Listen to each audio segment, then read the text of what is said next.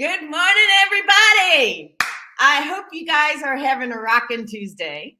I'm Jodi Suson with Suson Essentials, and welcome to Self Care.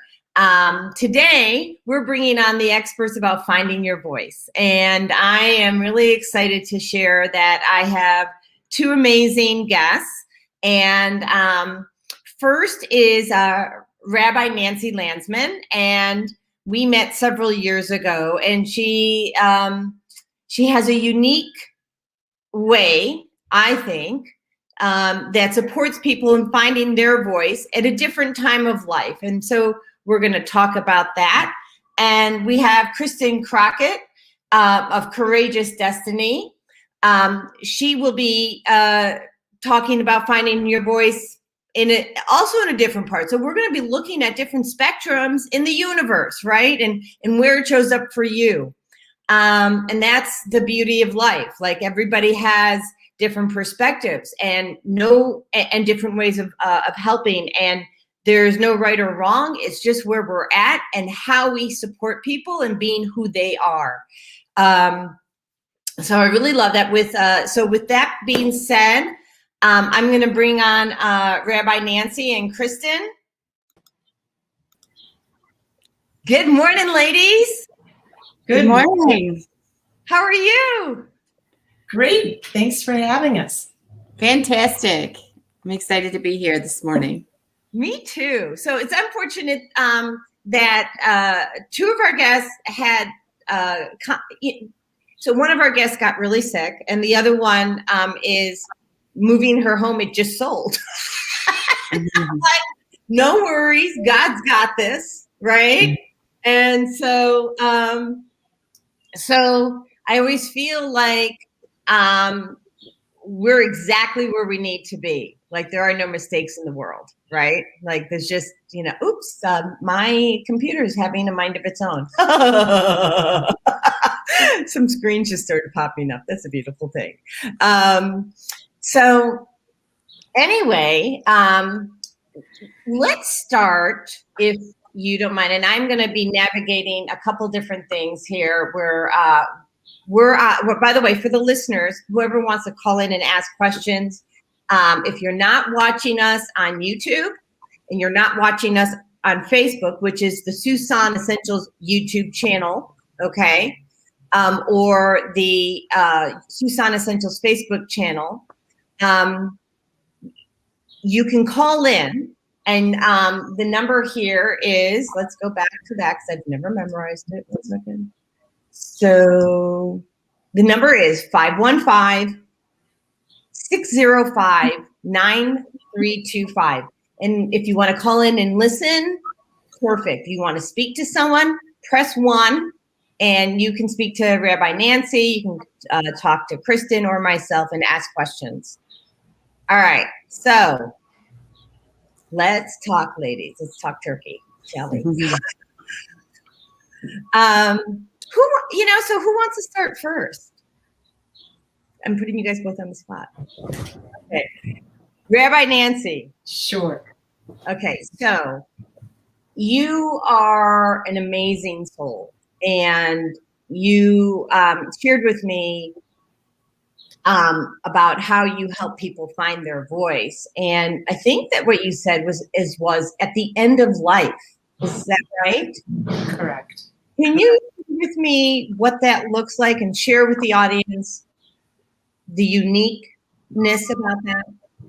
Sure. Thank you. So much of the work I do is with people who know that the end of their time here on earth is coming to an end. And there's a lot of fear and anxiety that people have at that time in their life. And I'm often a stranger, somebody they're meeting for the very first time.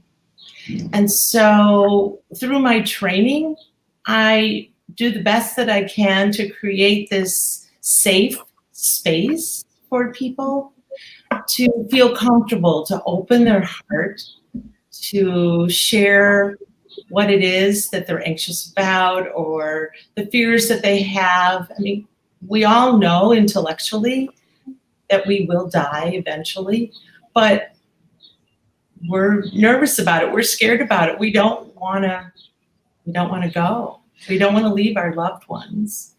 And many times I find that people have what we call unfinished business, or they have regrets and they have concerns about how will my loved ones be when I'm no longer physically here.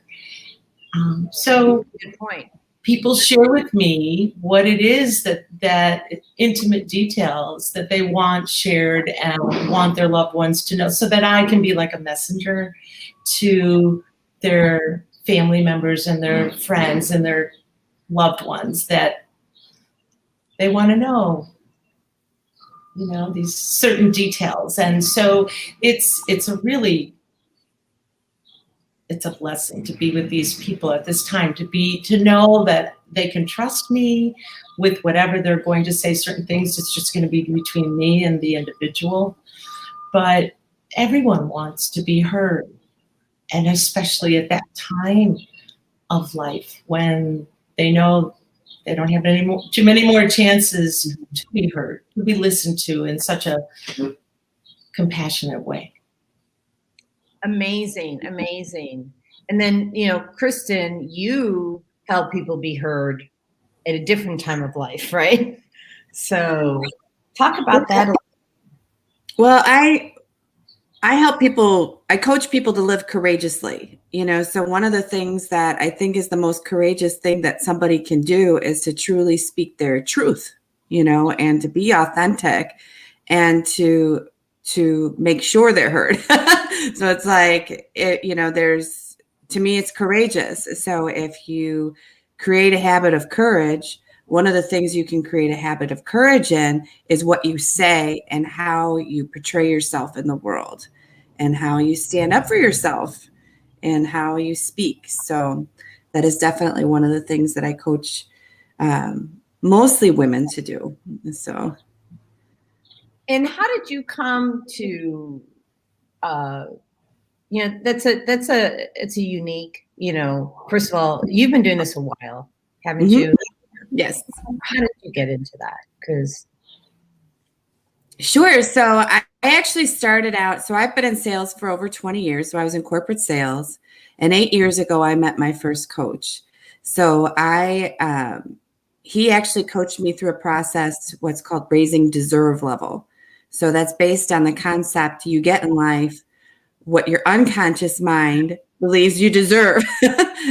And I remember even in our first phone calls going, are you saying some super secret part of my brain is stopping me from taking action on my life? And what I had found over the first 3 months of coaching was, indeed, it was all of the decisions that I had made about who I was and the way the world works, made me a people pleaser, in a lot of ways made me somebody that was really quiet in the world. And I was living for other people, not for myself.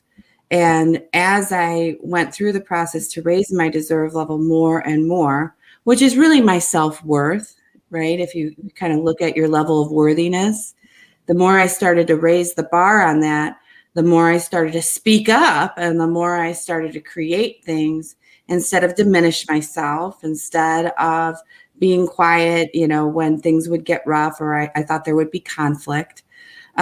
So more and more, I started to really release, I guess, myself into the world. And over the following 8 years since doing that, it became Courageous Destiny. I'm like, I want to help people do this, because when you're really able to create and design your life the way you want it to be, you also give other people permission to do the same thing. And other people, step out in the world that way. And so, it's really where my heart is and what I love to do. So that's, so that's very near and dear to my heart. So there's a few people that I coach as well. So, Kristen coaches on leadership and finding your voice. I really coach on self-care, especially related to nutrition and, other positive habits, health habits. But I've studied leadership for 30 years. And I think that what you say, Kristen, is very true. Mm-hmm. So I'm going to expand upon this because I took some notes. People, when we are people pleasers, right? We're living for the approval of someone else. Mm-hmm. And as long as we're living for the approval of someone else, we are not being our authentic selves, in my opinion. Correct. I agree. And so to live authentically, it allows us to attract our tribe. Right. And so, yeah. And so for those people who hesitate or pause on living their authentic life and speaking their truth, know that across that rainbow, right? When you step into your own, you actually, the gift that God gives you back is your tribe, right? Mm-hmm. So, because we always attract who we are, right. So the more authentic we are and the less we're trying to please other people. And it's everywhere. Like it was everywhere with me. And I still find it, I'm like, oh, you're doing it again, girl, and it's, to me, it's fun. I haven't made it wrong, or I haven't made it something wrong about me. I've made it, it's something courageous to look at and to expand my awareness around, so that the more I see it, the more I can make adjustments. I'm not, that's another thing I'd love to share with people. You're not broken. You're not broken. You don't need fixing. You just make these little adjustments, a little WD-40 sometimes to stop squeaking. Right. Not essential oil. Okay. I'm just gonna essential oil. Right. That would definitely smell better than WD-40. Right. So it would out there, you can have your WD-40. Okay. Right. So, but I mean, it's making the adjustments, know when you're doing it, so I'm a very big fan of expanding my own awareness. So I'm always observing myself and what I'm doing. And I coach people to do this because if you can't tell what you're doing, you can't change anything, So it's all about expanding awareness and being able to identify where you are people pleasing so that you can make the adjustments. Where am I living for somebody else, And these are things that I do in journaling and meditation and that sort of thing. But there's all kinds of different ways to expand your awareness. And sometimes it's just being straight with yourself. I like to look out for I call my mute button. Where am I muting myself? I'm like, oh, I wanted to say that, but I didn't say that. Why didn't I say that? That's fascinating. I coach people to say their mind, so of course, with a little bit of wisdom, but wisdom is important. But I saw a psychologist for many years. It's on my website. Her name is Dr. Michelle Kukla, and I had gotten a remote control out. She told me get an old remote control and put on the pause button, not the mute. Yeah. That's a good one. Yeah, pause, because you can take as much time as you need to communicate. I'd love to share that too with people. Like, take your time. You're not in a hurry. If they leave because you have to take your time sharing with them, then they're not your people. So, exactly. Rabbi Nancy, how does that show up for you? It's so interesting listening to the two of you share. I find that there's a balance that we need in life to please people, right? And to please ourselves, right? Like in listening to the two of you, it occurs to I'm a people pleaser as well. And maybe that's why I went into social work. I wanted to help people. And yet when I learned in the chaplaincy work that I do, when you take clinical pastoral education, it's not like social work. It's almost the opposite. You're not there as a chaplain to fix like social workers. We're there to fix things, to help people. I mean, we help people in a different way in the chaplaincy work. It's more about, in the chaplaincy work, listening just being very present. So I think about all the things that I'm so passionate about: yoga, which is mindfulness and being in the moment, right?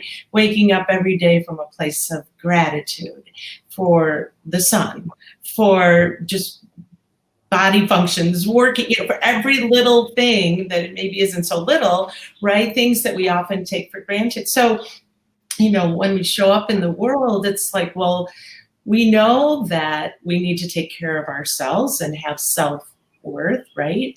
And that enables us to be able to do the work, I think, that we do, and to be able to, whether it's pleasing people, helping people. I mean, I think there's something with the semantics there, right? And it all boils down to every human being is worthy of being heard, being validated, being acknowledged, being loved.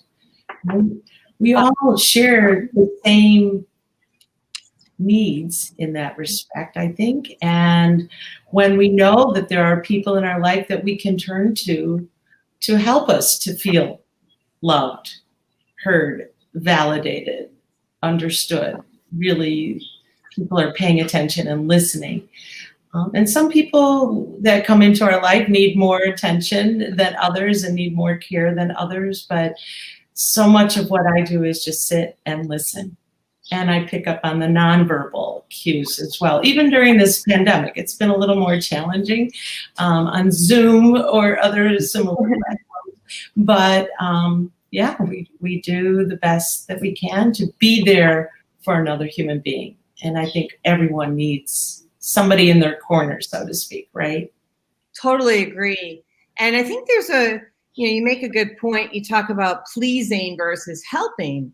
And I think there's a distinction to be made, right? So pleasing is doing things that are not authentic to you, right? You're just doing it to keep everybody else happy. I call that pain avoidance, right? People are trying to mitigate their pain points. If I can keep that person happy, boom, boom, boom, this is good. I'll do this. I know this makes them happy.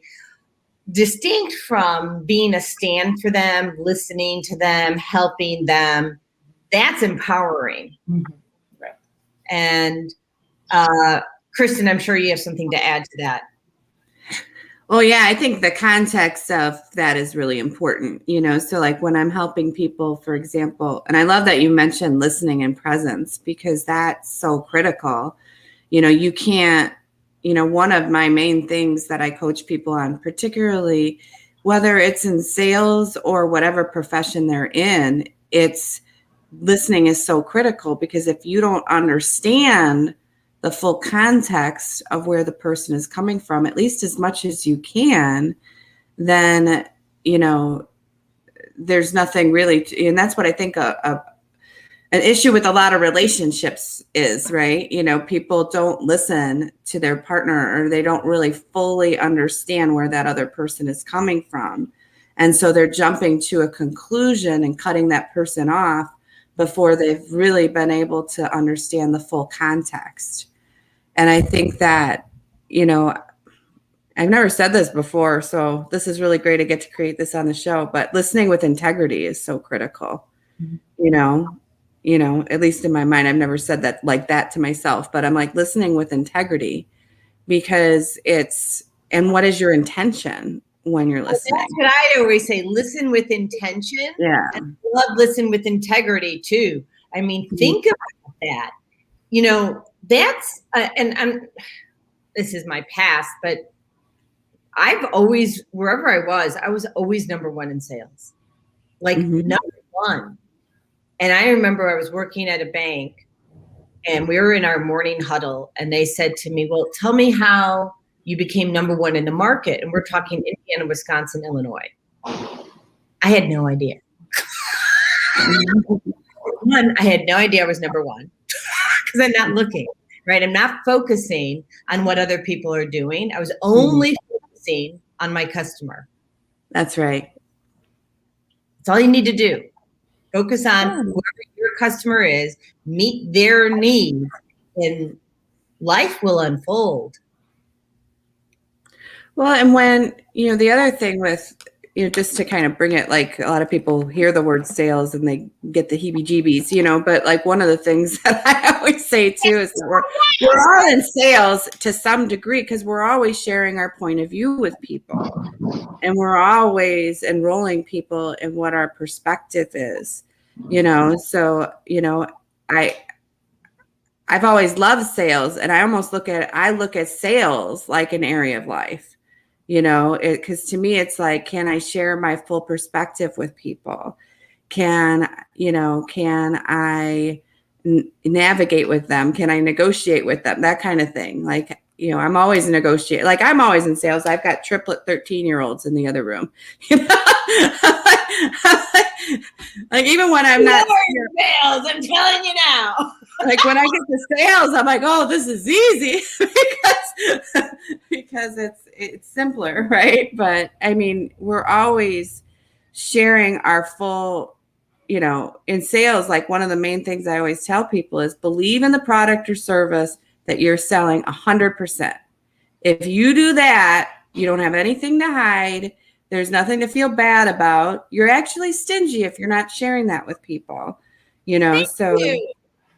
Yeah. So I agree. It's all about the customer. And it's another one of the secrets that I share with people. I do a keynote speech, 7 Secrets to Limitless Sales. And one of my secrets is that make sure it's not about you, and what you're doing. Make sure it's about that other person. As long as you're focused in on that other person and the value that they're going to get, and you believe in that product or service 100%, there's nothing that you shouldn't be able to share about it. So guys, I want to say about this now on the other side, right? Mm-hmm. So let's say you guys are the ones sharing your truth, right? And now I'm the one receiving your truth, right? Doesn't really resonate with me, let's say, which it does, but let's just say it doesn't for the sake of this conversation.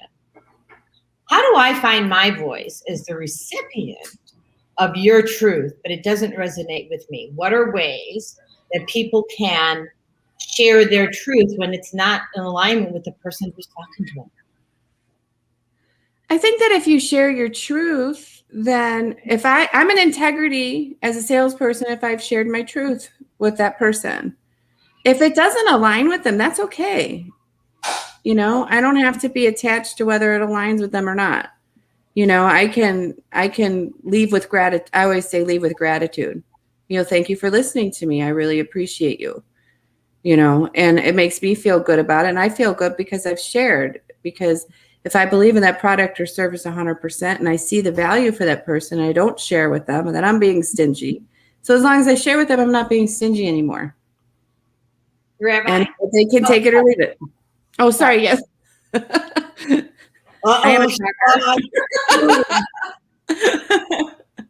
So, Rabbi. Sure. So, not every shoe fits, right? So when oftentimes wedding couples will contact me, oh, are you available to officiate our wedding on such and such date? And they're interviewing me as much as I'm interviewing them, right? Like we don't always align. I always start with, what is the vision you have for your wedding day? What would you like your ceremony to look like? I do a lot of interfaith work as well. And I think it's beautiful to blend both traditions, but they're hiring many times just me, or sometimes I co-officiate, right? So depending upon what the situation is, again, it's listening. What is your vision? What are you looking for? And then I'm all about trying to find the way to say yes, but I have to be true to myself. So if it's something that isn't comfortable on my end, right, it goes both ways for the couple and for me. So we talk about it and we see if it's the right fit.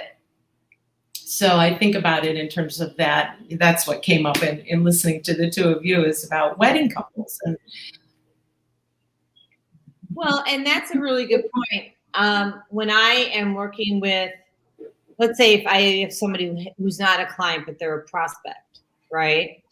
And they're, looking for a solution for health. And I love it that people take control of their health and that they want to they come to me with what they think is a solution. I had someone who came to me the other week, about 4 weeks ago, actually, and they wanted to do a particular modality to reclaim their health. And it wasn't the right modality. They had been doing like little snippets of things that might get them to where they go. And it wasn't working for them. And it hadn't worked for them for, I think almost 10 years. And I said, if you come to me, it's a blood test at this point. We're not doing like little Band-Aids, right? And so I actually, on that side, they were presenting to me. I had to be authentic to myself and use my voice because I know better, right? In this instance, I know better because I'm highly trained on how to help the body heal itself, right? AKA reverse disease. So anyway, but really it's the body healing itself. I'm not the one reversing the disease. They have to take the action, but they have to take the proper action. So we have to, I think, be willing to say no with compassion, love, and grace, right? And I think when people are trying to find their voice, the importance is, when can how do you say no with compassion, love, and grace, right? Because if you can say no with compassion and not have anger behind it, resentment behind it, and I'm sure there's another modifier, right? Give me another modifier, ladies. But maybe fear. Yeah, fear. So when people say no, they fear. Thank you, Rabbi, right? Mm-hmm. So they fear that they're going to lose a friendship. Mm-hmm. But consider the fact you may get something else. You may get a deeper connection with that person because you were willing to speak your truth. That's very true. That's very true. And I always say too, like it's practice saying no. People don't want to say no. Well, you got to practice, just like with anything, it takes practice. I had a coach one time tell me, she's like, I want you to say no to everybody you possibly can this week. I'm like, what? She's like, yeah, I just want you to say no. She's like, you need to practice. And I'm like, but, and she's like, the world's not going to stop. And that's the people pleaser in me. I'm like, you want me to say no to everybody? At least one? Yeah. But it does. It was after that I'm like, I would say no to people. And then I'd be like, are they still there? Do they, like it was scary, but nobody, I truly do believe that as long as you're operating from a place of love, in my opinion, that, no is a fine thing to say. It's a fine thing. Yeah, it's interesting. So I just looked up people pleasers, right? The definition, just for giggles. Yeah. Is someone who tries hard to make others happy. They will often go out of their way to please someone, even if it means taking their own valuable time or resources away from them. And people pleasers often act the way they do because of their insecurities and lack of self-esteem. So, I think that's interesting because I think that once I reclaimed my self-confidence, which mine was in the toilet, right? Back in, guys. For those who don't know my story, I'll give the under the 1 minute version. So I fell at work and tore my rotator cuff. This is in 1997. Because it was under, work, it was workman's comp, and they sent me to their physical therapist, who said, the pain's all in your head. You need to go see a doctor. And no one ever did an MRI, right? And the doctor misdiagnosed me having bipolar disorder and schizophrenia. And what I learned was, and I did this 360-degree profiler, and this is not in my book, but I did this 360-degree profiler, and what that is you send out this assessment to like your 5 closest friends at work, and they give you an evaluation, and you're expecting it to be pretty good, right? Because you like those people. Well, they all came back with the same comments, right? And they weren't very nice. So I went into people-pleasing mode, okay? Because I didn't want to hurt other people. Oh, wow. Yeah, so I didn't want to hurt other people. So I took drugs, prescription drugs, to avoid hurting other people. And it just occurred to me, wow. So we have a world right now, and I don't want to use the word because we'll get censored, but the C-19 thing, right? And a lot of people are masking up because they don't want to hurt other people, even though it clearly hurts their health. And a lot of people are willing to take an experimental drug, even though there's no guarantee it will stop the outcome, which is the C-19, and there's no guarantee that it won't hurt you because they don't have any testing done to see what the outcome would be for you in 10 years. That they could have that kind of, they don't have that information because it hasn't happened yet. And so I think, when I look at how I was a people pleaser, I was willing to take it was 19 different medications all at the same time. I was willing to destroy my own body so that I wouldn't hurt other people. And I'm wondering out there, who are you out there that needed to hear that message? That you're considering doing something like taking a drug or taking an injection because you're fearing hurting somebody else. I feel like this is a message that needs to be sent right now. And know that the reason I don't mask up is because I spent 2 decades reclaiming my health. Over 2 decades reclaiming my health. So I'm not going backwards. I'm not going backwards. I'm not going to please somebody else and destroy my own health when people can step up and support their immune system. Sorry, I just felt like someone needed to hear that. That's what came out. And I think, it's just my opinion, but I think that everybody has the free will, and everybody's had different experiences and received different information as well. So they're drawing their own conclusions. And I always remember that people have free will. Like even as a coach, people hire me and I still can't control people, places, or things, no matter how hard I try, And so I take the information that I believe is from the best source, and I make conclusions and determinations for myself, and my children, based on those conclusions. So in other words, I do the best I can with the knowledge that I have. And I think that's part of it. I think that's so key. So here's the thing.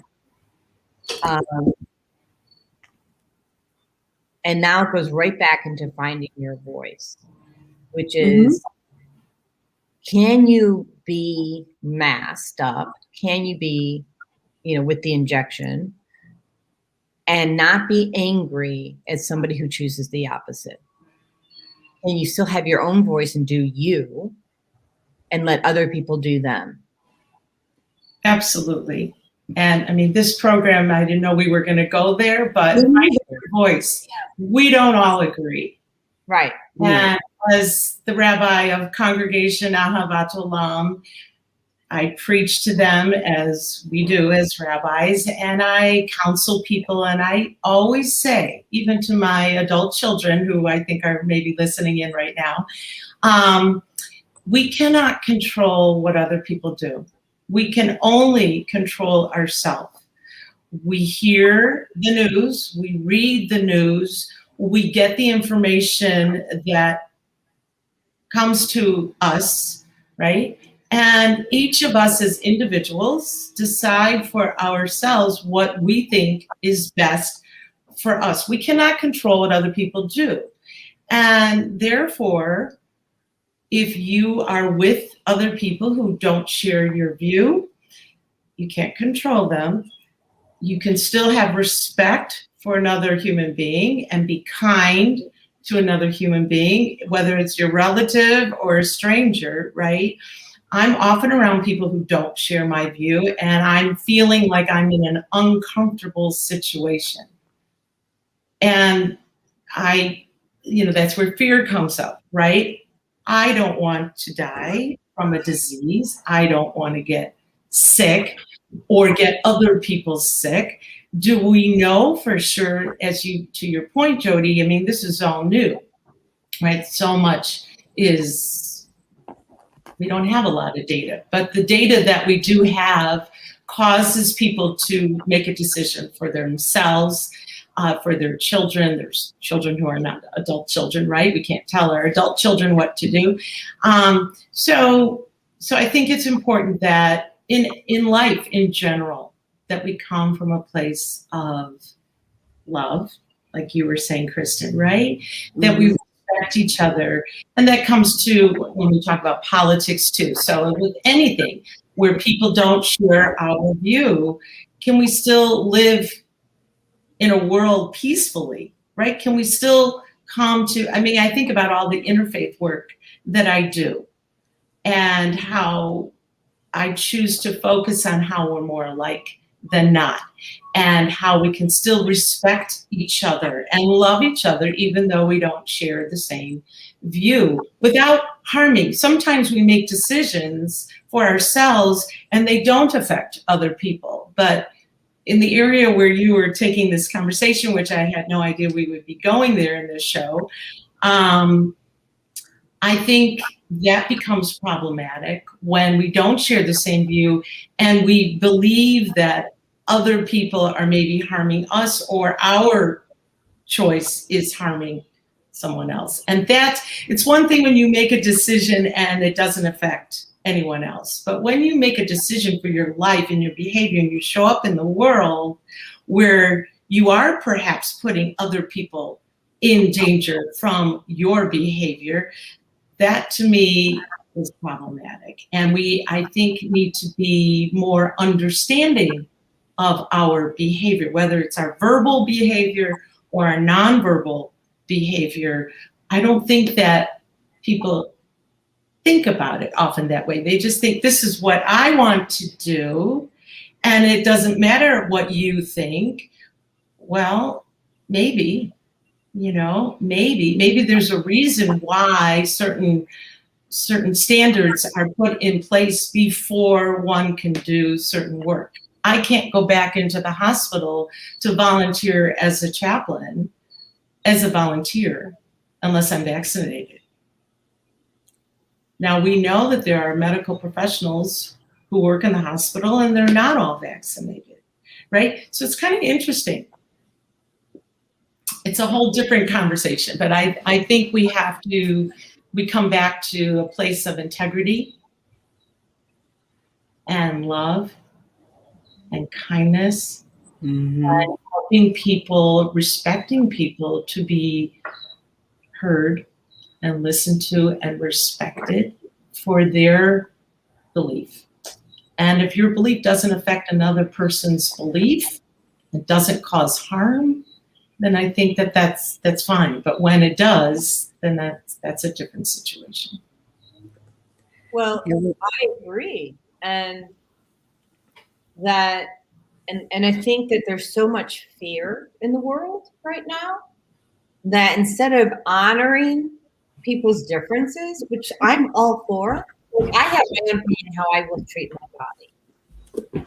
You can treat your body, Kristen, the way you want to. Rabbi Nancy, you can treat your body the way you want to. I'm okay with that because I'm pretty confident in the way that I treated my body. I'm not going to worry about somebody else's body. It's not mine to worry about. Go ahead. Oh, I'm sorry. I was going to say one of the things that I heard Rabbi Nancy say that I like so much is the kindness piece, and you can always be kind. It's one of the things that I teach my triplets, because they're, a lot of what they've been through is this just natural fear, and they wear the masks because they're afraid, because they've never, they don't have all of the background, and and they're just legitimately afraid. So when other people aren't wearing them, they're like, why aren't they wearing them? I don't understand. And so it's a constant conversation that we're having, but I'm always saying, like one of the first reactions is they're stupid, they're not wearing them. Like, no, no, no, no, no, no, no. Right. And like, kindness matters, being tolerant of other people and our differences matter, because we're all going to have different opinions about this. And so that's the one thing that I keep instilling into them is that kindness piece. Just be kind and, like you said, respectful of people, but create kindness on purpose. On purpose, yeah. And right now we're going to go to commercial break because we were supposed to do it 14 minutes ago. Oopsie. Oopsie. Here we go. Hi, I'm Naima Latif.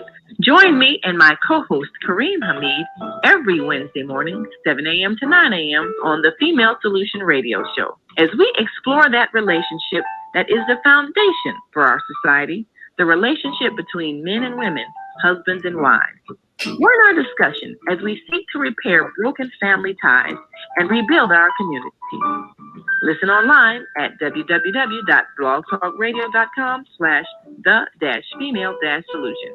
Call in and comment 515-605-9325. Press 1 to speak to our host. Or you can join us live on Facebook at www.facebook.com/the-female-solution. Okay, and got another one for you. Hey, it's time to take charge of your health. I'm Beata, your holistic life coach, and every Friday morning at 8 a.m. Eastern Daylight Time, I'm here on the Female Solution to empower you to make choices that will assist your evolution to abundant health. I'm also blogging every Sunday evening at 8 p.m. Eastern Daylight Time at Soul Purpose Healing, where I bring you a spiritual chiropractic adjustment to bring you back into alignment with our Creator's love, compassion, and wisdom. Join me every Friday morning at 8 a.m. and Sunday evening at 8 p.m. for a time of unity, enlightenment, and love vibration. Shalom.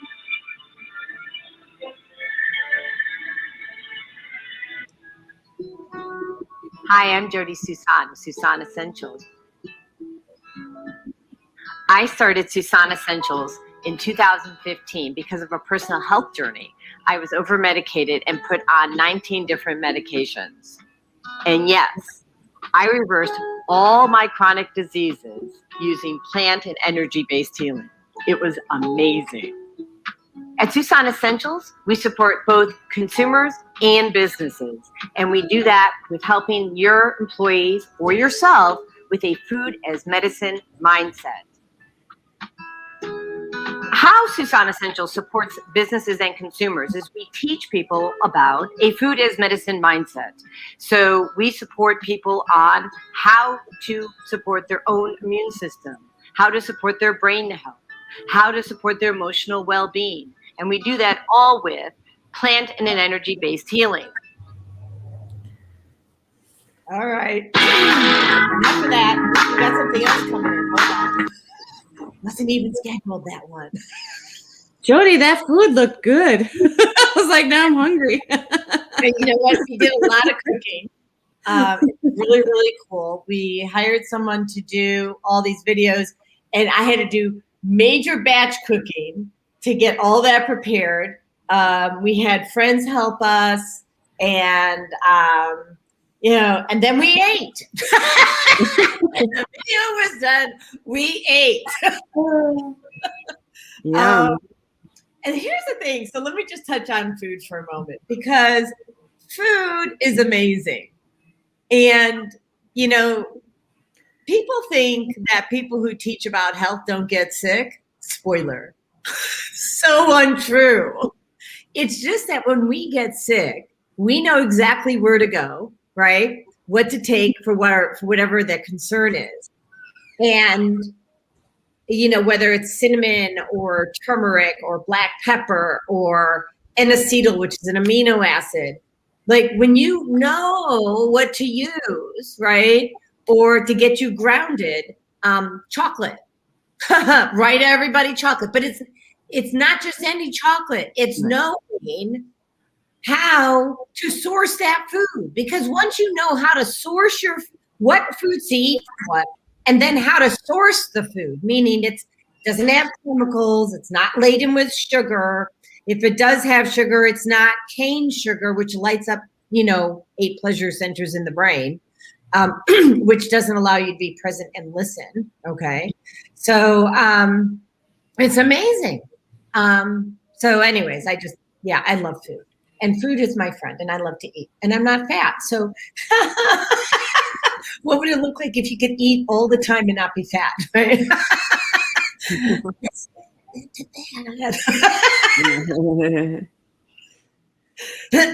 Anyways, shall we go back to finding your voice? I thought what you were saying about finding your voice, I heard the word intention. And in Judaism, we talk about when we pray, we should pray from a place of intention. We call that kavanah, right? So it's from the heart, right? A lot of people can just say the prayers and they can in Hebrew, right? And can recite them super quickly. But do they understand, or are they saying the words, even if they do understand them, are they saying them or chanting them, reciting them with intention? Right? Are you just looking out the window, Baruch atah Adonai, right? Or are you praying from a place of intention? Are you really focusing on the words? So that all comes back to the mindfulness and integrity, right? And being present as you are in that moment, whether it's praying or whether you're speaking to another human being. There's so many similarities, right? And it's all from the foundation of kindness, love, intention, respect. It shows up in all areas, I think, of our life. And so I think we all need that solid foundation, whether we're talking about food and choices we make for our body or for our health, right? All of this comes back to, you want to have some knowledge, right? That's important, right? And the integrity. Well, yeah, let's talk about food for one more moment, or not even the food, but the chemicals. Mm-hmm. I was coaching someone probably 2 years ago, year and a half ago. And she's a brilliant woman. Really, she is. And her husband didn't want to remove the chemicals from the home. And she was challenged with finding her voice. Like, how is she going to keep her husband happy, remove the chemicals from the home that were causing her to have symptoms of Parkinson's disease? And even though she was at her pain point, meaning her health was at stake, she still couldn't find her voice. Roundup was still in the garage, right? And chemicals, like everything in the world, is energy. Like everything is energy. Our bodies are electrical energy. Our words that we use are energy. They're vibrations in the air. And that energy is either going to heal or hurt. And as soon as Kristen comes back, I want to know, because I think this is for her to answer, is where do you find the courage I was thirsty. See my lineup. I've got my water. Mhm. My not your mama's coffee, also not your mama's hot cocoa and all that. It's mushroom infused. And then of course, where did my kombucha go? Oh, and then I have my kombucha. I guess the thirsty thing. There you go. So, but both of you, I would love for you each to talk about having the courage and losing the fear, especially, this person's life is at stake. And I know that's how a lot of people feel today, just in general, that their life is at stake. How do we find our voice to share what we need and operate with integrity, right? And with intention, because those are, I love these I words, intention and integrity. Insightful. Get but seriously, like, how do you do that? How do you care but not care? Because I think that in some ways, and I'll let you guys pipe in a second, in some ways, you almost have to stop for the moment caring what other people think. Just be okay with where you're at. It doesn't mean that you don't have compassion for what they think, but don't care enough that you would do it their way. Do you. I tell people all the time, just do you. Go ahead. Who wants to go first? Rabbi or Kristen? Kristen. Okay. I was like, I'm good. I mean, I think that I can be a powerful stand for people. Like, I can be very powerful, and I really come from a place, my intention is to inspire people to take action. So it's not to force them to take action. It's my way or the highway, babe. I'm here to inspire people to take action. And to me, to be able to do that, you need to be able to share from your authentic self, like share authentically what the truth is. Like I share with people all the time about deserve level, for example. I believe it's the missing link for people. I'm like, if you don't believe you deserve something and it's unconscious, you're going to be self-sabotaging yourself. So I love, I'm very passionate about it. I'm like, if you don't believe you. Oh, that was weird. Yeah, I was sharing our video, and so it went live on top of it. I was like, was that me and I didn't know it? But I'm really passionate about it. And a lot of people, when I share it, they go, huh, what's deserve level? Or they don't get it, or they don't take the time to listen to it. And I always just make it right. I'm just like, okay, cool. And I release it. So I've really practiced releasing whatever their response is. I'm in integrity if I've shared, and if I'm in integrity if I've shared. If I didn't share, then I'll never know. But as long as I share, and I've come from my intention is always to help people, and to be in the service of people, and that's where I come from. And if they listen, they listen, and if they don't, they don't. Because a lot of people don't listen. A lot of people aren't open to things outside of their world all the time. And I just make that right, and I expect that, and but I do powerfully stand for it, and I will inspire people, and nobody's going to shut me up about it. You know what I mean? So it's like one of those things. Well, and here's the thing. So, yeah, I mean, we are sometimes just gardeners. Are we not? We're just planting some seeds. Right. So, yeah. So, and I'm in integrity if I planted the seed. I'm in integrity if I did that. Yes. And so can we not be in a place where we don't expect an outcome right then? Because we know sometimes it takes 7 times to plant that seed before somebody moves into action. Sometimes that's a minimum. Well, I've been sharing with some people for 5-6 years and have them called me up and say, now I'm ready to coach, so it's just when they're ready and when they can hear it, and I'm very conscious to that too. Before I hired my coach, or before I took on Deserve Level, would I have been willing to hear about it? Right. There was a few months before I hired my coach where I went, I don't know about this whole thing, right? And that was me processing it. So people need to process, and we are all go through our own processing. And so I don't try to feel like I know what somebody's processes, I guess you would say.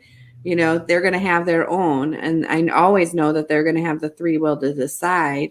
And I can't control their decision, but I can keep standing for their well-being. I can keep standing, for what I believe would be, a great life for them, or something great for their life. Awesome. Well said. Well said. Rabbi? There are many rabbis, there are many coaches, there are many nutritionists, right? Mm-hmm. So I find that because we're not the only ones that do what we do in our field, people do business, so to speak, with people they know, they trust, they like. As I was saying before, not every shoe fits.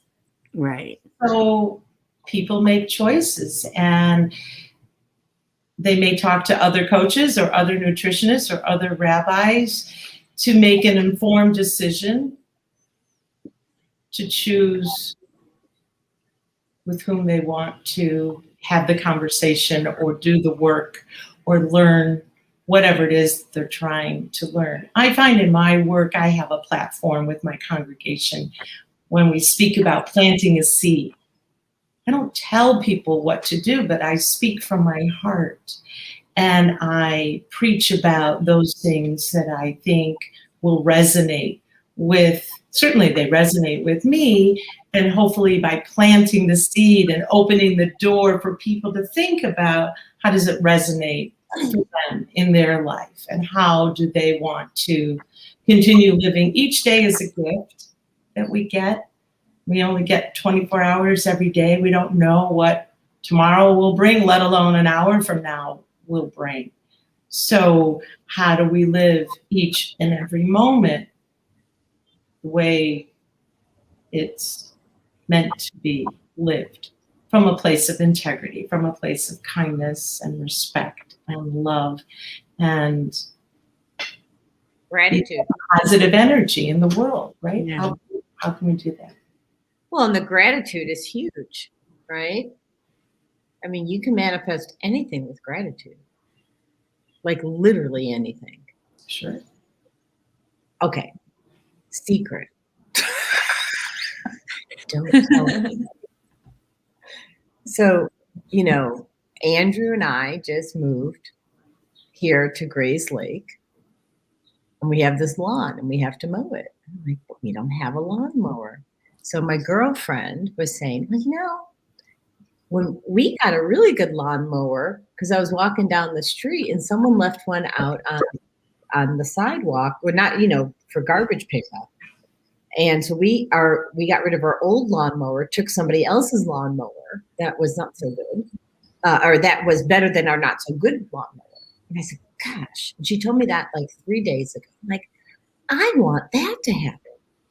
I want to manifest a lawnmower on the side of the road that I can just go and take, because someone else's garbage, right? Guess what we got yesterday? We went for a walk. Remember, Kristen, I was saying I'm going for a walk. We came home with a lawnmower. I got a lawnmower too this week. Similar way. I was like, I need a lawnmower. I'm a lady in my home with my triplets. I'm like, I need a lawnmower. I don't have a lawnmower. And then my boyfriend had me over and he goes, I have a big surprise for you. And I'm like, what? He was given a lawnmower. So I got a lawnmower. And I know this sounds too. there are people outside this circle right now. They're really, okay, there are people who totally get this. Like my tribe gets this all day long. And then there are those who don't. So all I'm going to say to that part of the audience, try it out. What do you got to lose? Right? You got nothing to lose but some good positive thoughts. And they're really not going anywhere but back into you. So try it out, because I mean, I have a whole manifestation board, you know, the things that I want. And you don't get it by saying, oh, I want, you know, a bouquet of flowers, and then they just show up. You just have to keep manifesting with gratitude, acceptance, love, the things that we're talking about.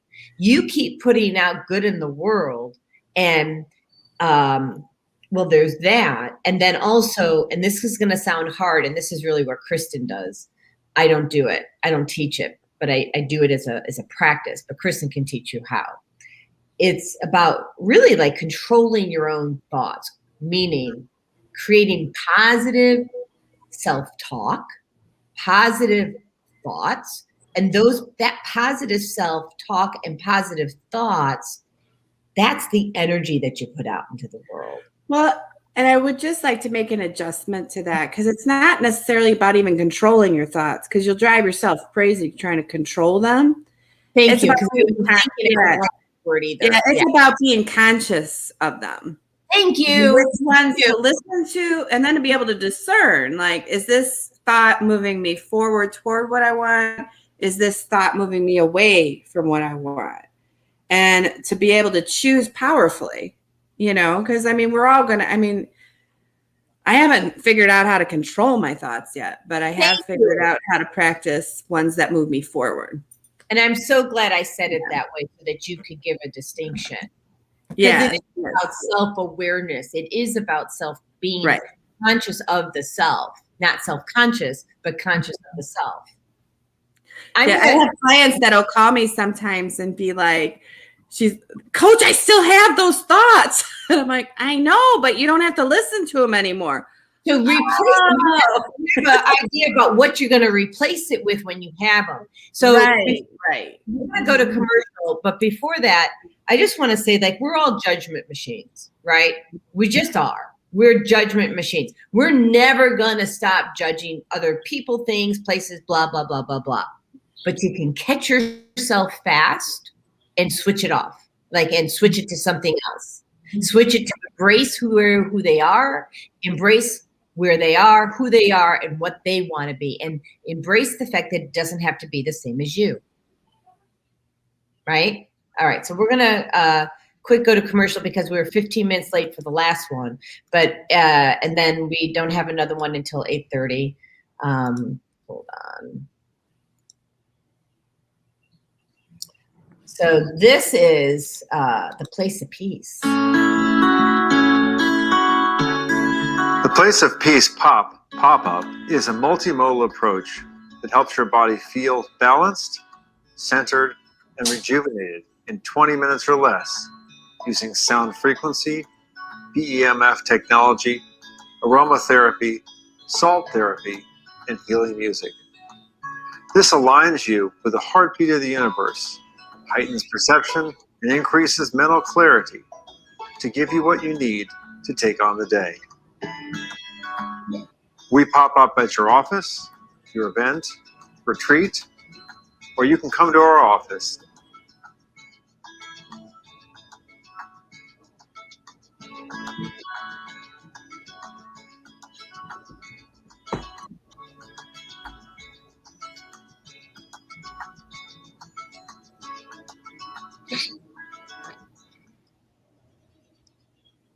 So what's really cool, and I'm just going to do some technology things here real quick. So we have to do the other radio type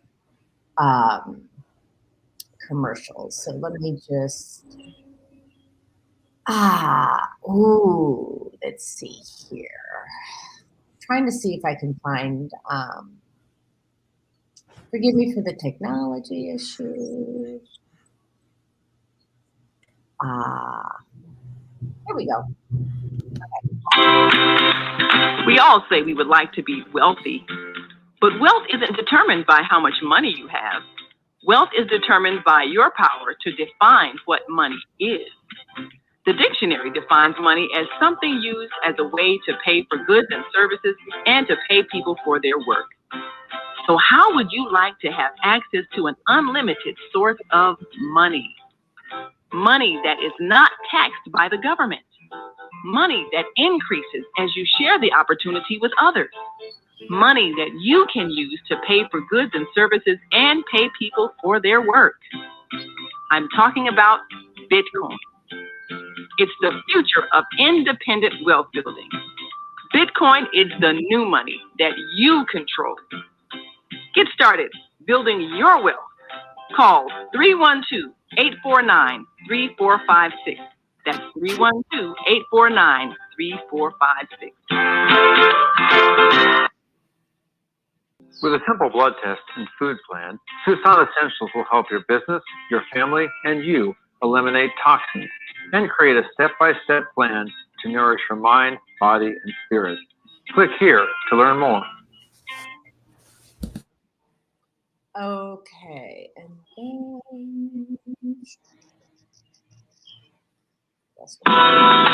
Do you worry about finances, family, health, job, relationships? Are you in pain? Do you feel stuck? If you answered yes to any of these questions, help is available. Don't worry, you're not alone. It's part of the human process. You only feel this way because you haven't mastered the voices in your head. No hype, just down-to-earth, solid, workable tools and techniques that you can practice daily. It's really food for the soul.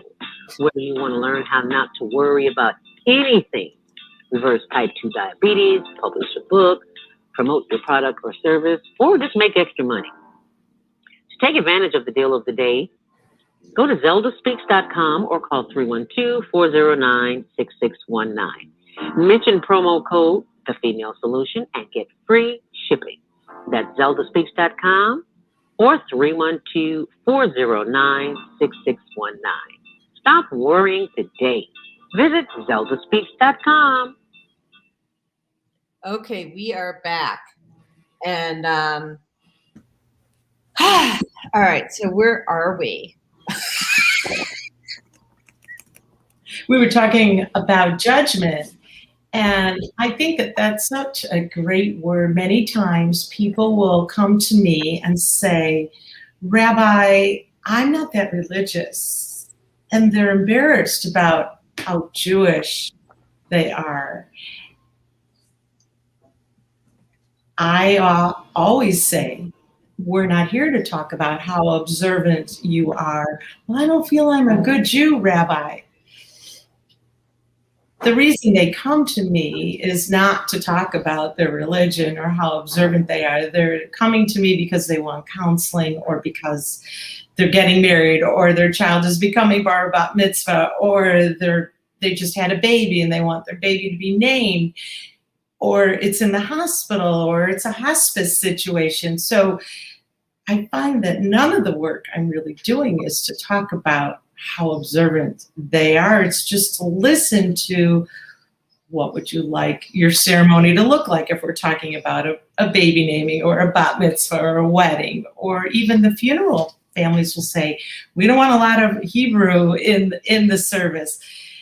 And I hope that's okay, Rabbi. Of course it's okay. So my work is to serve people and to really listen to what their needs are in the moment. And so much of what I do varies. I do a variety of work as a rabbi, but I find that people often are judging themselves, and they think that I am going to judge them based on how religious or not they are. And I immediately put them at ease to say, no, I'm not here to judge you about anything, but especially what they talk about, what they bring up is how Jewish or how religious they are. Well, and you make a really good point. And I love that You are not judgmental. Like, I know that about you. I could have felt, and I chose not to be, that I would be judged by people because I was born Jewish, right? And I converted to Christianity. It's just saying to me, okay, I embrace and love and honor my Judaism. I'm still a Jew, right? Who follows Christ. And I love, like, I studied the Torah. I studied Israel. Israelis are amazing, by the way. I mean, if you just take a look about tenacious and courageous people. Like really, for anybody who's listening, just take a look at how many patents that they have on the new stuff that they've created. I mean, I'm just going to say that, okay? I think they had more in like 2015. They were just behind the United States on the number of new patents that had come out. They're amazing people. So, so going back to judgment, why is it that you think, Rabbi, and I'm going to come to you, Kristen, on this too, because I know you can speak really well on this, but I would like Rabbi to really give us her insights. So, Rabbi Nancy, why are people feeling, do you think, like they have to live to a certain level for somebody else? And why are they automatically feeling so judged, do you think? And would you agree? So I've got 3 questions for you. Oops. And would you agree or disagree that we are more judgmental of ourselves than most people are judging us to begin with? Like, we are our worst enemy in terms of judgment. Go ahead. Wow, that's a loaded question. Yeah, it is. Go for it. I've been doing this work for 41 years.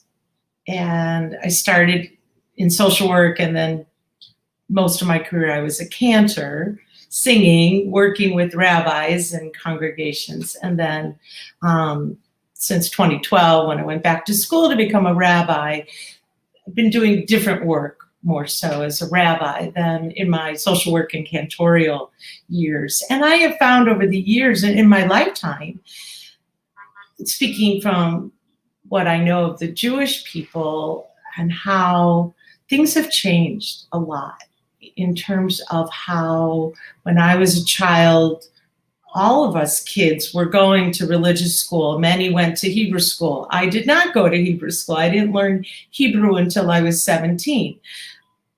That's another story for another time. But today I find that many parents choose not to send their children to religious school or Hebrew school. Things are changing in the world.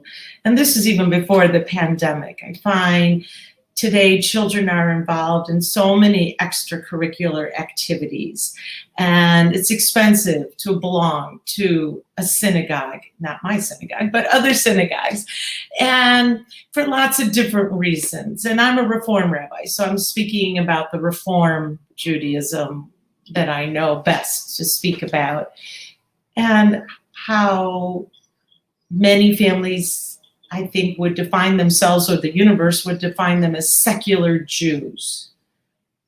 They're not living necessarily an observant Jewish life. I was raised in a secular home in a non-Jewish community, and how I became a cantor and then a rabbi, a lot of people scratch their head and wonder, how did that happen? But it was the music that drew me in and started that career for me. So I think that people today, as adults who now have children of their own, knowing how they were raised going to religious school and going to synagogue on a more regular basis, and now as adults with children of their own, they're not necessarily living that kind of life, and they're not having their children go for the formal religious education or Hebrew education. And therefore they, I think, judge themselves and think maybe a little less of themselves or embarrassed because they're not as educated, or they're not choosing to have their children be educated in the way that they were, for lots of reasons. And so there's the embarrassment, I think. And I think it's just normal for people to have this vision, oh, a rabbi is this pious person, highly educated, and they often put us rabbis, I think, on a pedestal. Not just rabbis, but clergy in general. And I think I don't like when people put me on a pedestal. I say, I'm a human being too. I appreciate, it's one thing to respect clergy and to think that you would hope that your pastor or your minister or your rabbi or your cantor leads a pious life, or is somebody you can look to and trust and believe that that person leads a good life with integrity. But not all clergy do. But I think many times people put clergy on a pedestal, and therefore, when they look at their own life, they think, and they're judging themselves, or they're judging me, thinking that I'm this holier than thou person. I'm not holier than thou. I don't think. I mean, I appreciate the respect, but I'm a human being just like you are. I put on my clothes the same way you put on your clothes. And I often say to people, I'm a sister, I'm a mother, I'm a grandmother, I'm a daughter of deceased parents. But, I am an aunt, and I'm a friend, and I'm a human being in many ways, just like you. We're equals. I don't appreciate being put on a pedestal, so to speak. But so I think people just judge. They judge others, and then they also judge themselves in relationship to others. So I think that you're right. I think that a lot of people do put clergy on a pedestal. I think they put coaches on a pedestal. I think they put people on pedestals. I used to do it. Kristen, what about you? What do you think? Well, it's interesting because one of the things that I work with people on is, what are their judgments? Are their judgments moving them forward or away from what they want? And to be able to expand their awareness on that, because many people, their judgments are impacting, their peace and their serenity and their ability to take actions as well, so, and their ability, like they might really, really want a loving relationship with someone in their life, but they're too busy judging them, and they're too busy, judging them in such a way that, is impact, that other person feels, so I'm always, coaching people to really expand their awareness and see, what their judgments are. I do a lot of journaling in the work that I do, journaling, voice journaling, like however people have to get it out, even if it's not funny. Some people get it out best by drawing, but it's to really be able to figure out what your judgments are, because if they're keeping you from what you want in life, and they're keeping you from your peace, and they're keeping you from your serenity, it's a really great opportunity to change your mind, and to practice changing your mind. So I also love to look at it like, instead of judging, I like to replace judging and practice replacing judging with discernment. If I can discern something, is this moving me forward? Is this moving me away? If I feel emotion get in my way because of a judgment I'm making, can I flip this to discernment? Can I look at the facts? Can I take a step back? It's funny,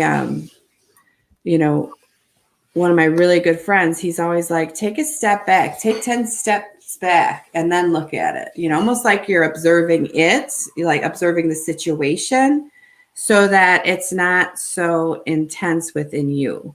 It's not so personal to you. So I'm also looking at, I think judgment really has us take on taking things personally, for example. Where if you could flip it to discernment, you don't have to take it so personally. You can consciously, discern the situation versus judging it, and you don't have to take things personally. When you take things personally, a lot of times it fogs you over. You can't see what to do. You get triggered, you get angry, you get emotional. Versus if you're just discerning something, it's like, do I move forward or do I move away? Do I go left? Do I go right? So I love that. And, when you say take a step back, it reminds me of, I often say to people, take a breath. So much in yoga, we talk about breathing, right? It's all about the mindfulness. So when I listen to people and they talk, and they never take a breath, and I'll say, let's pause for a moment, take a breath, think about what you're saying or what you're hearing, what comes up for you. And we talk about this in music as well. Often somebody could play a beautiful piano piece, but it's the silence in between the notes. There's actually a quote, and it's not coming to me exactly what that quote is, but the beauty in the music often is the rest, the pause in between the notes. So we know when people speak and they can talk really loudly, but then when they get super soft, it's amazing how you get one's attention, not by yelling and screaming, but often by being silent or being soft. Powerful, very powerful.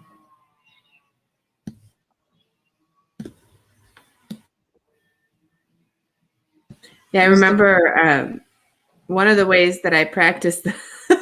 It's kind of funny. I've coached people on this, but they need to create their own. But one of the things, like if I start feeling triggered, like if I'm starting to feel like my throat clench up because of something somebody said, or I'm starting to feel like I'm getting the sweats or I'm getting angry, right?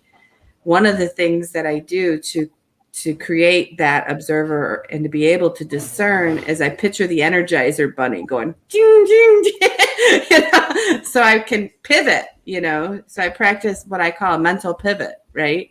Because you picture the ever ready Bat Bunny. He's going like, he's really annoying, and he goes ding, ding, ding, and he's like, I'm like, it wakes me up.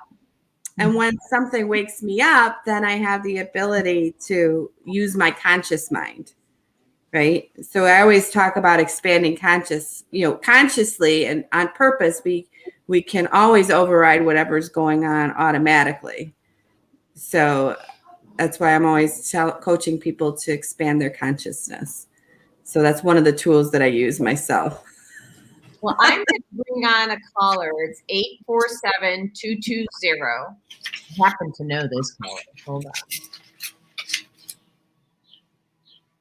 So you are on the air. What's your name and where are you calling from? This is Andrew. I'm calling from Chicago area. Upstairs. And I'm in Grays Lake specifically, but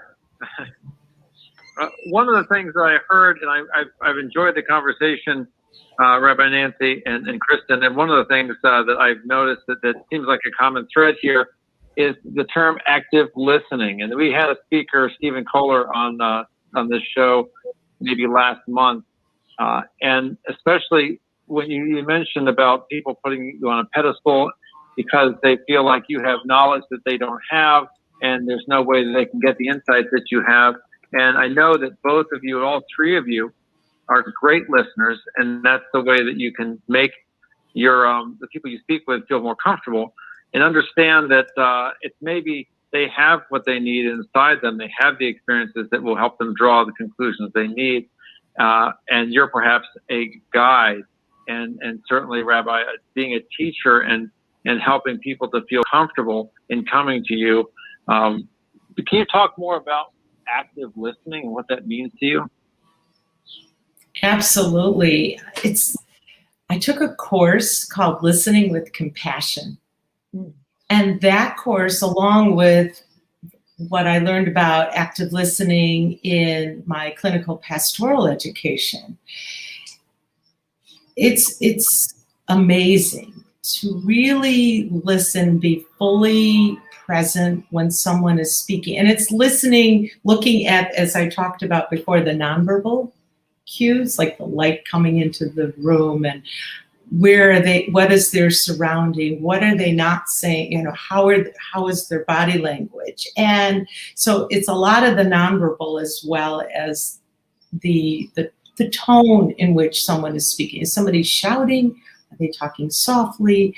What is behind the words that someone is saying? Sometimes people just kind of scratch the surface when they speak, but to understand what's behind it. So it's like an onion. You just keep peeling back the layers and actively listening to what's behind each or underneath each layer, and picking up on the nonverbal language that's also being shared, that is huge in the work I do.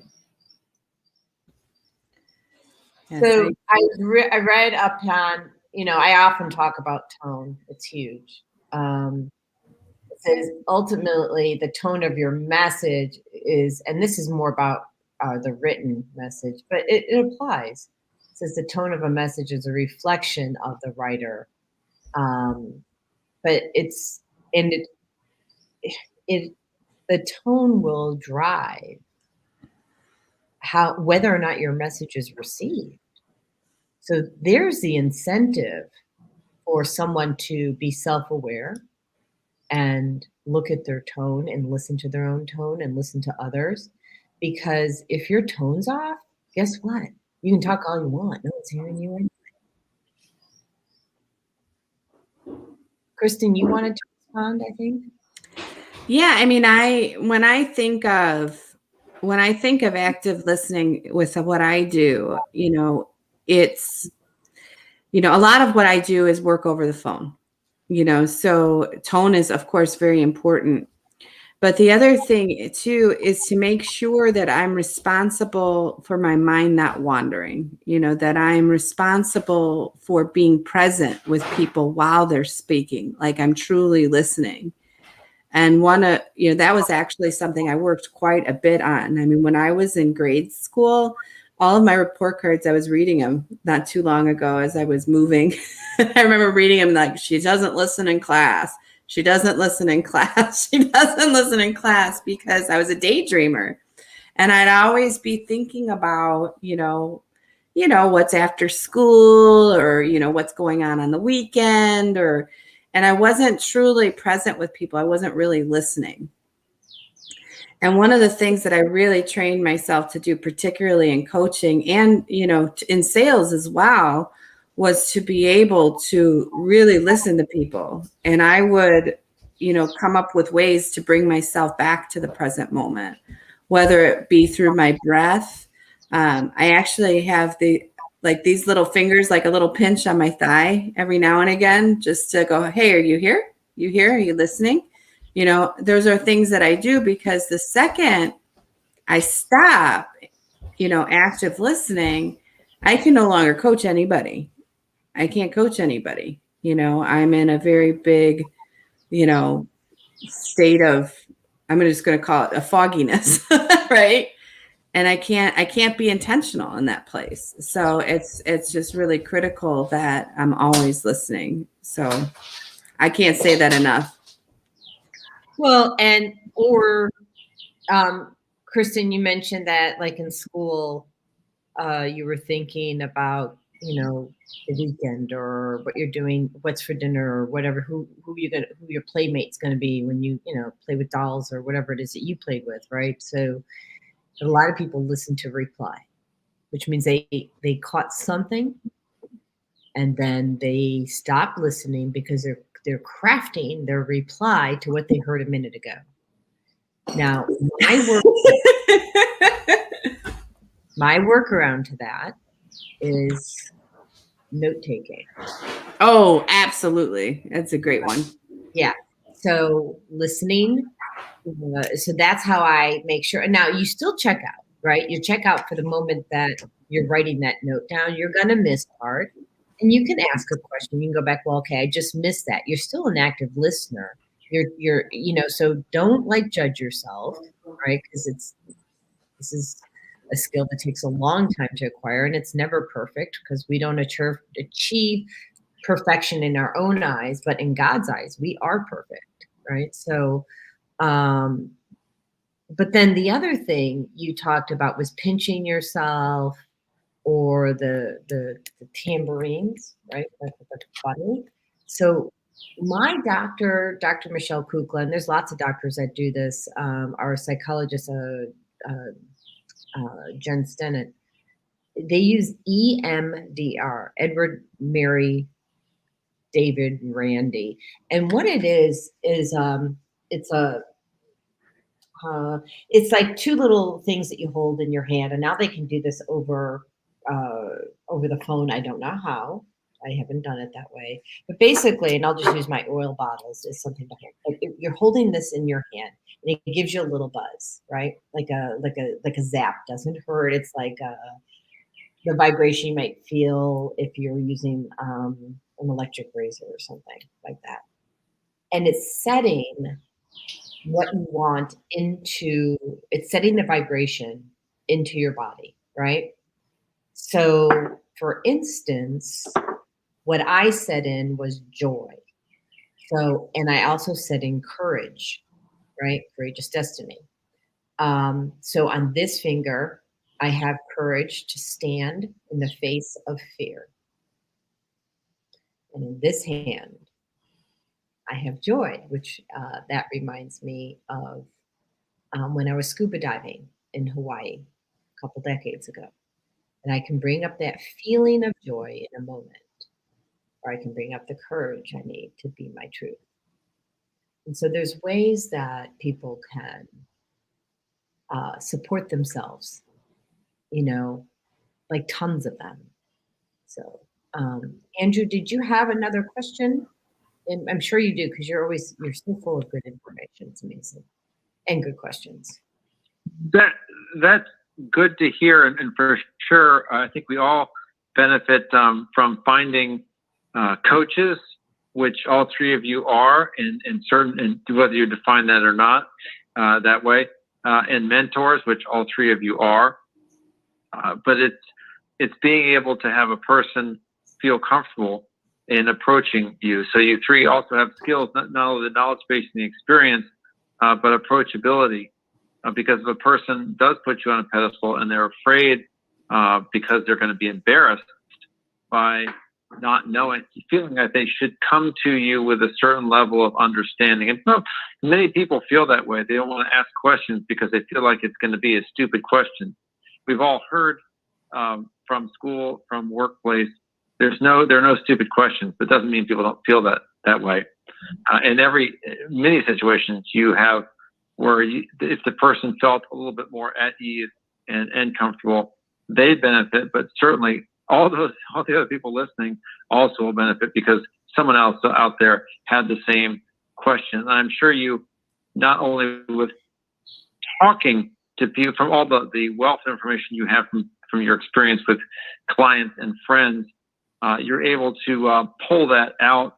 So let's suppose you have this conversation we're having right now, and a month from now, you pull from that when there's a client or a parishioner or someone in the temple who comes to you and you say, yeah, that question came up on a call 3 weeks ago. It's not unique to you. It is important, but let me tell you some suggestions. So pulling from a wealth of knowledge which you have, that's one of the great coaches have that. They can pull from so much from their background. And so I'm grateful to have listened to this talk this morning. I don't have any more questions. Sorry, I was just pontificating a bit and thanking all three of you for being and sharing your wisdom on this call. Bye. Thank you. So, it's interesting.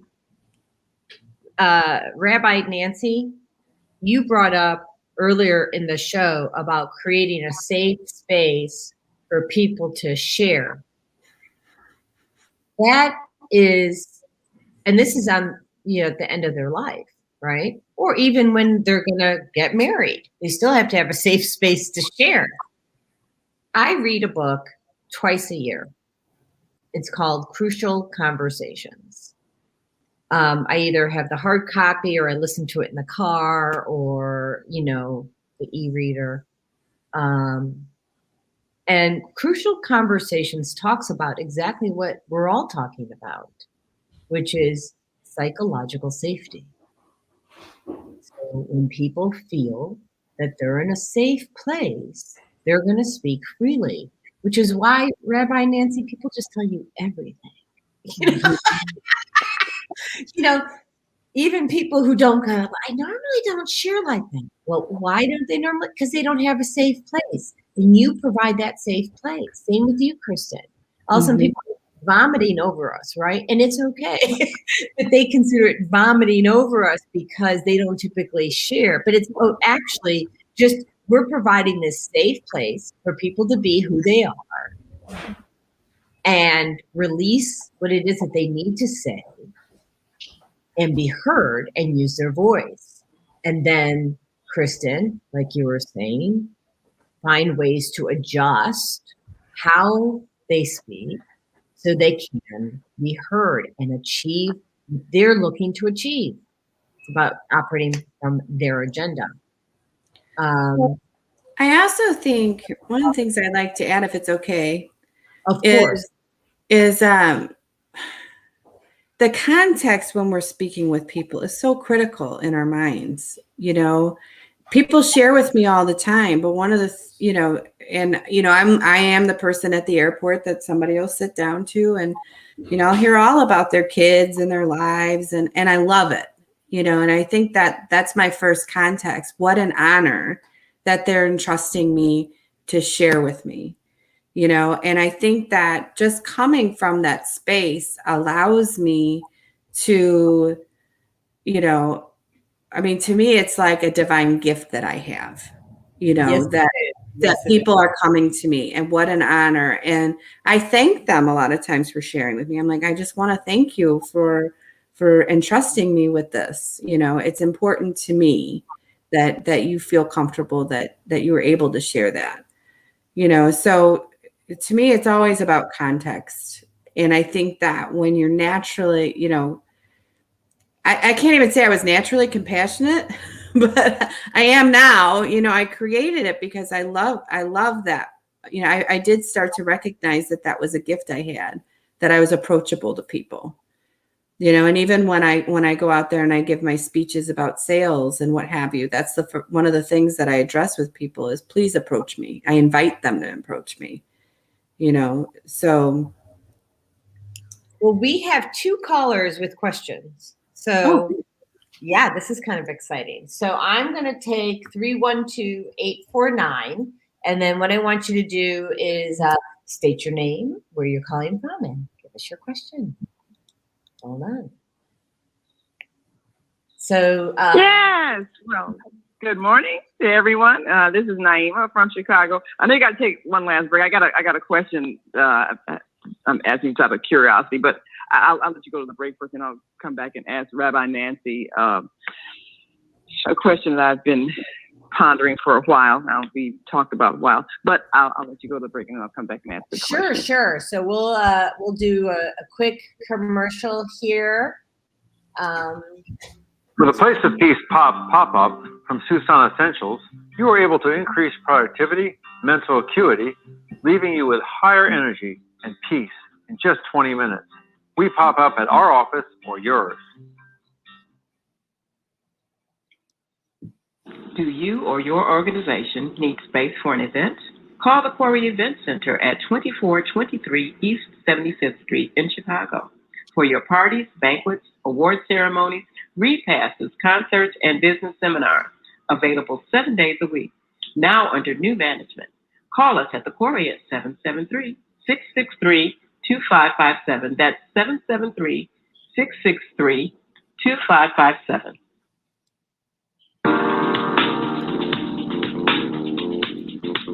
Is Monday morning a struggle to get out of bed, into the swing of things? Well, don't worry, you are not alone. Join us for thought-provoking, stimulating and mindful conversations on higher learning with Zelda Speaks for your Monday morning mindfulness session on Blog Talk Radio, The Female Solution, Mondays, 7:30 until 9 a.m.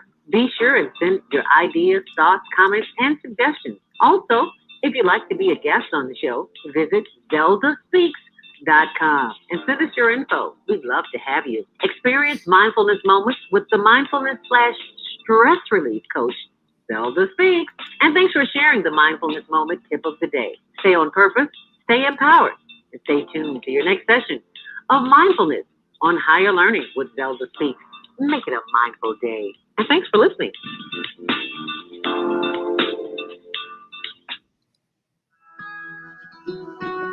Hi, I'm Jodi Suson with Suson Essentials.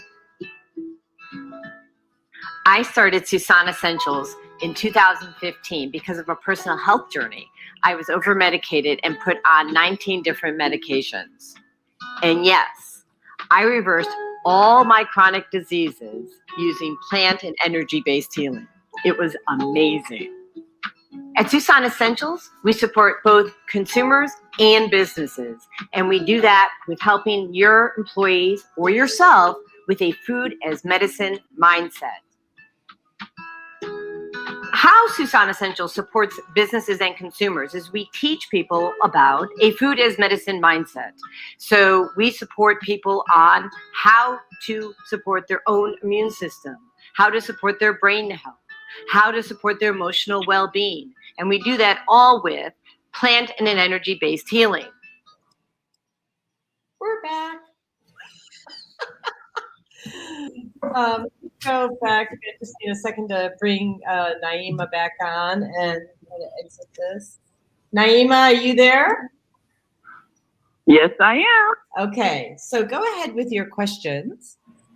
And Naima is our executive producer, by the way. So. And I'm really enjoying this show. It's been so very informative. And I know a lot of times religious decrees that have happened throughout history might be connected to perhaps a public health issue that was going on at the time. Just like 200 years from now, when people are greeting each other with an elbow bump, nobody's going to remember that it was connected to this pandemic and people were afraid of germs and all of that. But it'll just become a custom, and people will have perhaps lost the story behind it. So, a couple of days ago on the other show, we had an extensive conversation about circumcision. And, there are those who say, well, this shouldn't be done. It's traumatizing to the male children and so forth. And then there are those who say, well, there's some health benefits. But knowing that there's nothing in the human body that we don't need, whether it's tonsils or appendix or whatever, that some things get removed, but there really is a need for them, in its creation. I wanted to know if Rabbi Nancy knew the history behind circumcision. I would love to know. Was there some kind of public health issue that was connected to the reason why that was advised, and then of course now is an ongoing practice?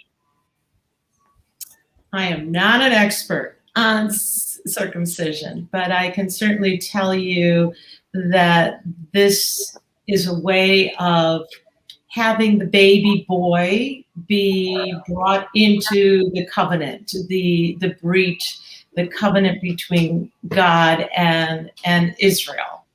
And so this is a tradition that is still practiced today.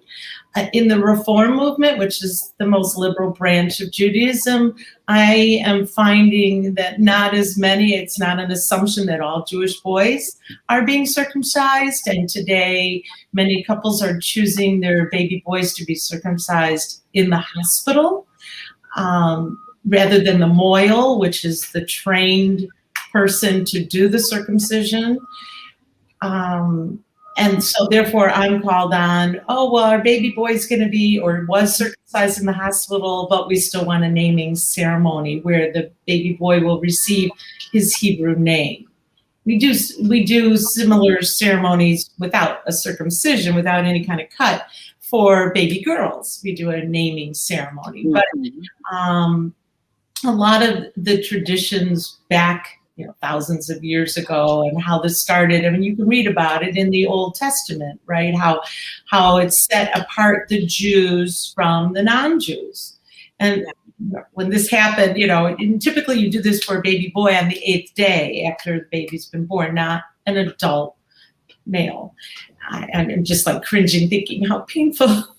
And we know it would be painful for any boy of any age, but a baby, who's 8 days old isn't going to remember as he grows up what that experience was like when he was 8 years old. So I don't know if that gives you enough of an answer to your question. I hope that it does. Does it answer your question, Naima, or? I guess, I guess that's the answer that exists. Because I'm hearing both sides, and like I said, I know some things may have been connected to something that was happening at the time historically, maybe some type of germs or genital issues that was helping to alleviate. But again, it just was, okay, this is just part of the covenant, the religious decree, the practice that set Jews aside from non-Jews, and it was necessary to do that at the time for whatever historical reasons. Maybe that's what it is. So that's what I heard, Naima. And Naima, I heard both those things, like for decades. One was to make the distinction in war, who was a Jew and who was not a Jew, especially, who was the Greeks. And then the other thing I had learned was there was a cleansing thing where there was disease because disease was getting, whatever bacteria, I don't know exactly, but was in the fold of the penis. And so as a result, that was what I understood from, because I asked these questions when my nephews were circumcised 20 plus years ago. Mm-hmm. That was, Yeah. Yeah. Well, I guess it's a personal choice each family make. I mean, of course, we're not condemned by God either way. It's just, your own decision how you feel. So, okay. Well, and here's the thing, and I think it's a really good question because, I'm going to take this into health and out of religion for a minute. And first of all, I'm not an expert on circumcision, but I feel like I have a really good, check mark when it comes to whole body health, right? And why don't we need our whole body, right? And we can step away from circumcision and you can go into tonsils, right? You can go into any other body part that they think that they need to remove because that's what they do for a living. They remove body parts, whatever, if you're a surgeon, or they modify body parts. And I'm all about healing those body parts. And I'm going to tell you, I have a brother, my brother David out of Texas.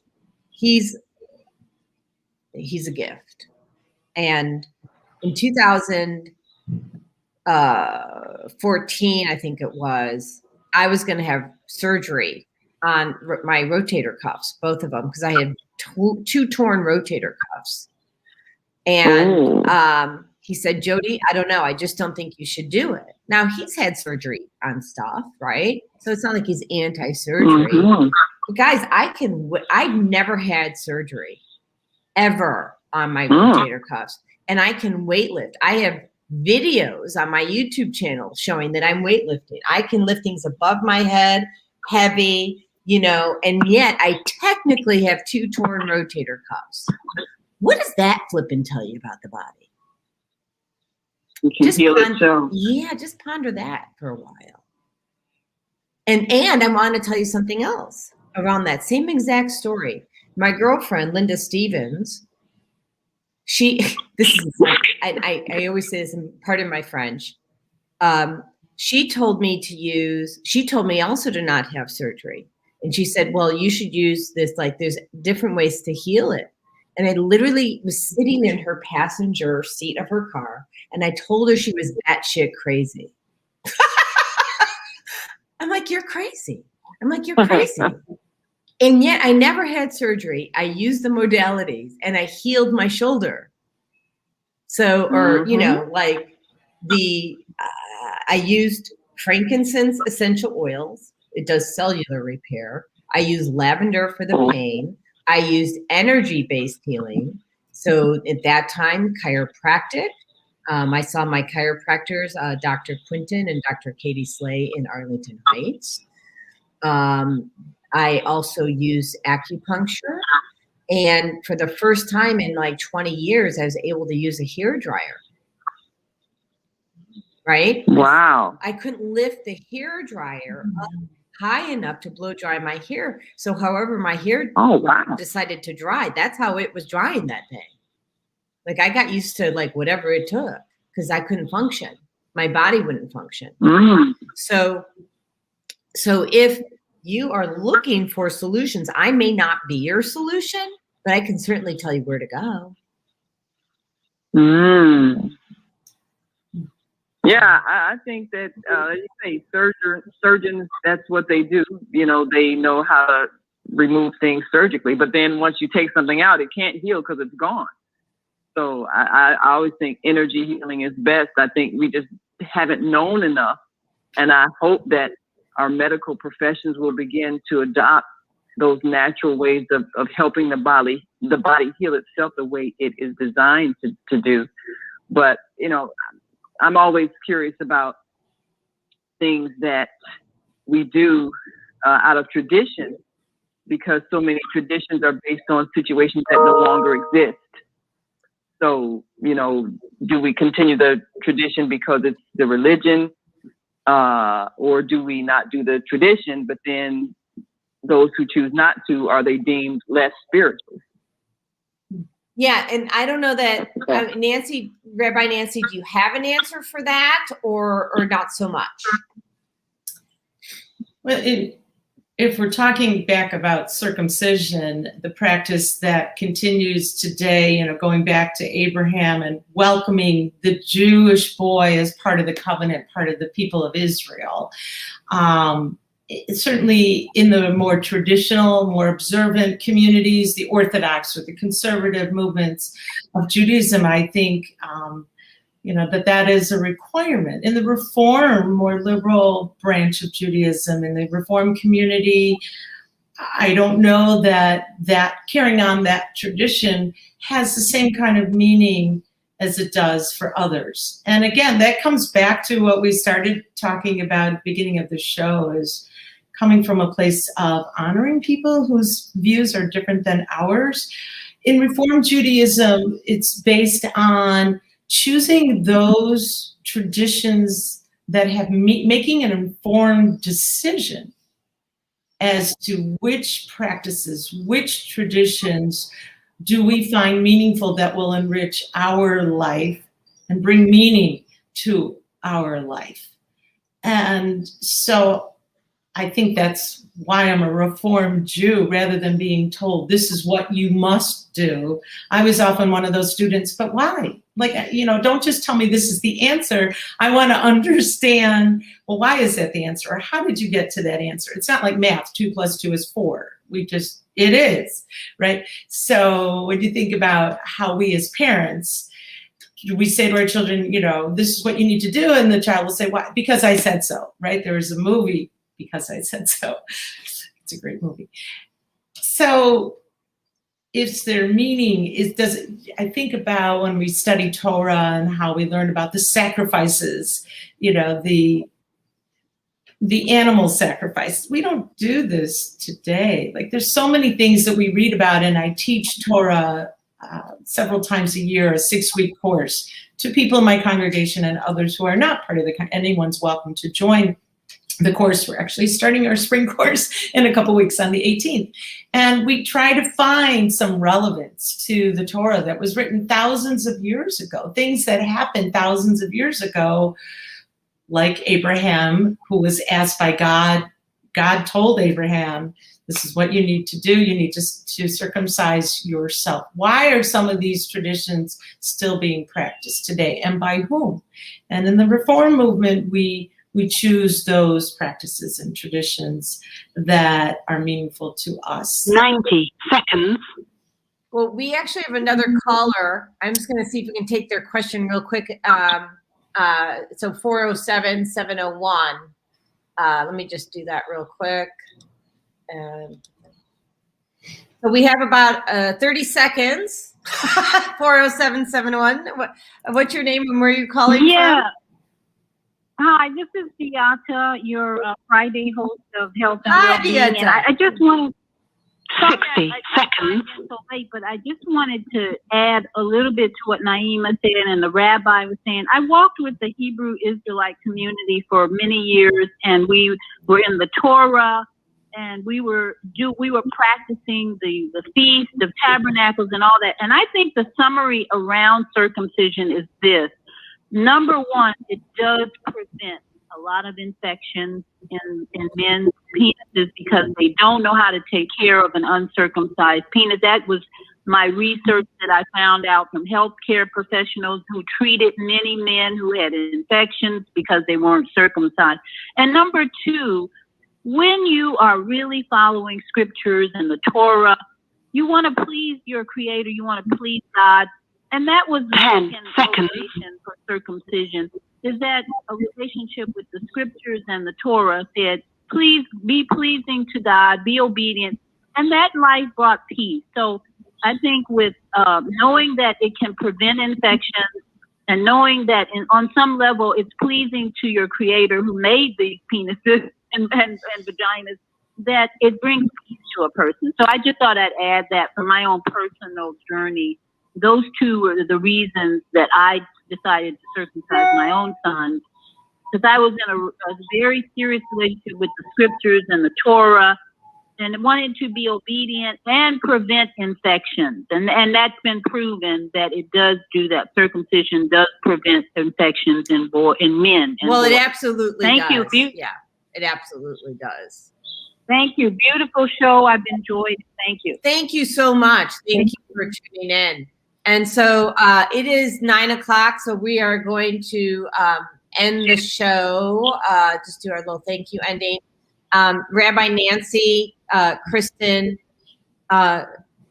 you both are bright lights, and I'm so grateful that you took the time to be here and share your wisdom with the world.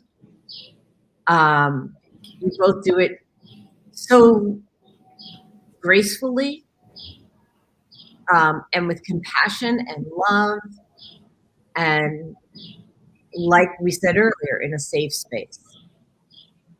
Thank you. Thank you so much for having us.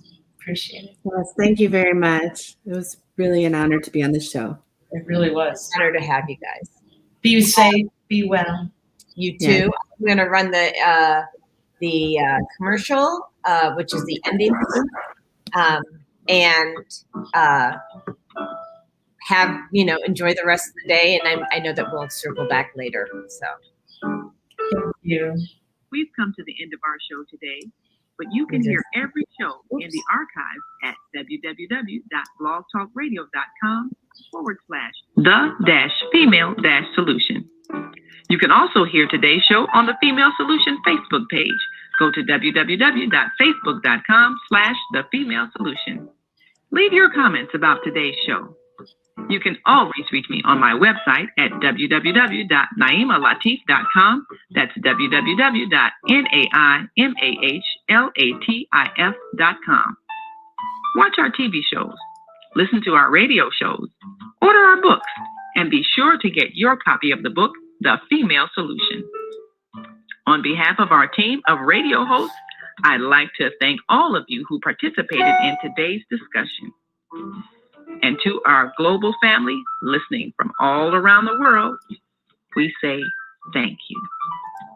To our family in China, Sheshe, India, Zanyaba, Japan, Arigato, Korea, Kamsahamnida. Russia, spasiba. Germany, danke.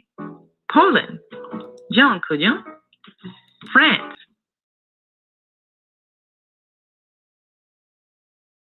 Italy, grazie. Egypt, shukran. Ghana, medasi. Nigeria, eshe. South Africa, ngiyabonga. Senegal, geret. Kenya, asante. Israel, toda. Pakistan, shukriya. Afghanistan, tashakkur. Saudi Arabia, shukran. Assalamu alaikum wa rahmatullahi wa barakatuh. Thank you. And may peace be upon you and the mercy of God and God's blessing.